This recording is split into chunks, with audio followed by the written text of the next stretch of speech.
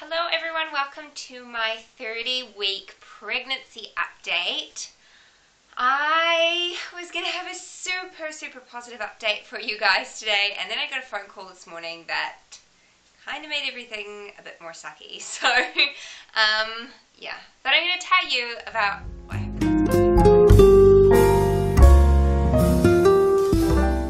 So, week 30 is exciting because we're in the 10-week countdown now, and that means she's going to be here really soon. I actually bought the first packet of newborn nappies. We're going to do disposables for the first few months, and then we'll switch to cloth nappies just like we did with Jack. And honestly, the size comparison between Jack's nappies and like her nappies, it's insane. I can't believe Jack actually was like that little at one point, but he was. So that was really cute. The positive things I have to say about this week is I got a really good night's sleep last night. I had almost no pain at all last night, and it was amazing. I slept like the dead, and when my alarm went off this morning, I was like, what year is it? Like, I was, you know, when you're like fighting through layers of sleep to try and actually wake up? Yeah, that was me. So that was wonderful, and I'm really glad I had a good night's sleep last night, because I had some not so great news this morning, which I'm going to tell you about in just a second, but let me carry on with what else happened this week. I had horrendous sciatic pain this week.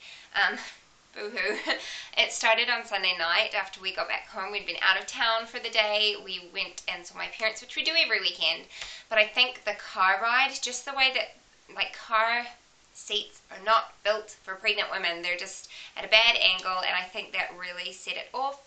And I had a rough night every night this week except for last night, and I was in a lot of pain, and at night time at least once, like I would wake up all through the night in pain, but at least once a night I would like cry out in pain, because whether the nerve was going into spasm, I don't know, but it was pretty horrific, and it was pretty debilitating. There were times throughout the day where I couldn't pick Jack up because I just couldn't. It was too painful.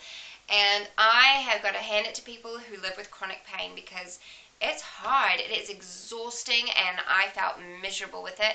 I was trying to be positive, but it's just you're constantly in pain. It was really awful. So I'm supposed to have an appointment with my midwife on Monday, and I'm going to discuss with her possibly going to the chiropractor, because something is out of alignment and I need to get it sorted, because this is just like a whole nother level, and I need to be able to look after Jack, and at the moment it's kind of dubious as to whether or not I can do that. So I mean, even simple things like hanging up the washing, just, yeah, it's been really hard, and with the pelvic pain at night time too, it was made for some really uncomfortable nights, but like I said, the positive was that I had a really good sleep last night. I can feel the sciatic pain niggling, but it's not nearly like what it has been. I have tried to do some gentle exercises that are specifically for sciatic pain, and I don't know if that's helping or whatever it is, or maybe baby's in a different position. I don't know. Because she has definitely been lying posterior. I have been feeling all her kicks up the front, and I cannot feel a back at all, really. And so I think that's probably not helping. She's probably putting some pressure on my sciatic nerves. Another positive for this week is that acid reflux has been so much better. I have not had terrible acid reflux this week. I have had it, but it has just been much better, so I've been very thankful for that. I'm still quite congested, but I think that is definitely like allergy related. There is pollen in the puddles everywhere, and yeah, it's just that time of year now, so, and pregnancy doesn't help with that. But there has been some negative news this week, and I got this morning, and that is my midwife is not going to be able to be my midwife.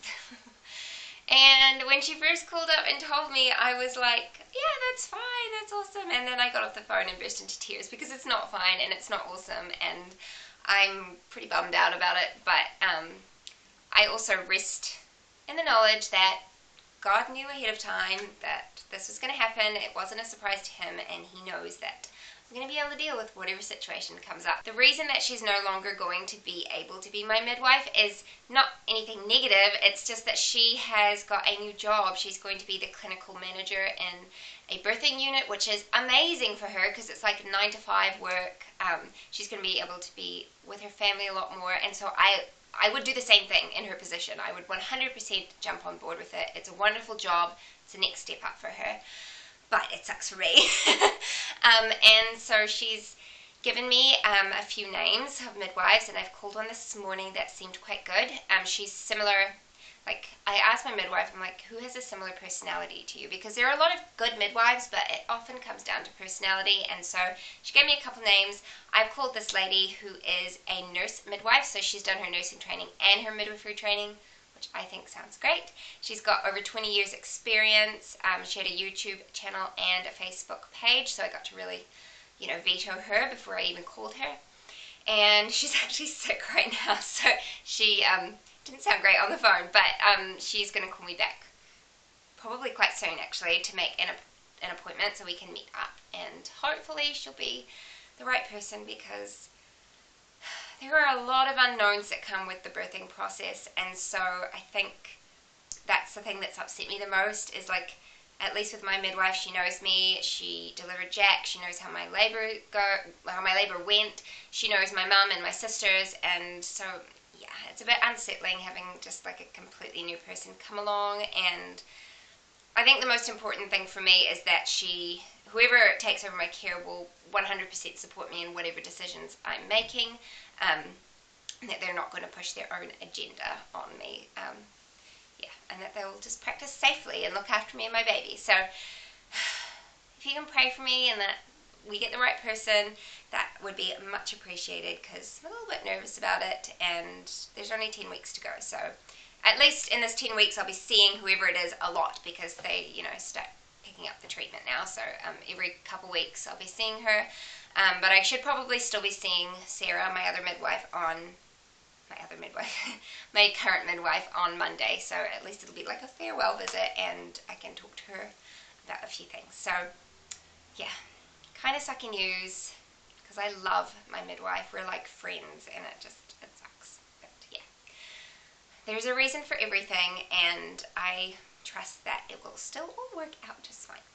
Baby girl's movements are so strong, and she's like bony. It's all legs, and like I can feel her hands, but like her foot, I can just grab onto it and she like pulls it away. But yeah, she's moving a lot. I do need to mention that I have been feeling quite dizzy on and off throughout the day. Some days are worse than others. I think it's probably blood pressure related and just being in the 3rd trimester, so I've just had to take it a little bit more easy. Thank you for watching. If you like this video, give it a thumbs up, and if you want to continue to keep up with my updates, my pregnancy updates, then go ahead and hit the subscribe button. I would love to have you here. We are creeping up to 200 of you, and that is wonderful. Stay tuned for the bump shot, but otherwise I will see you in my next video.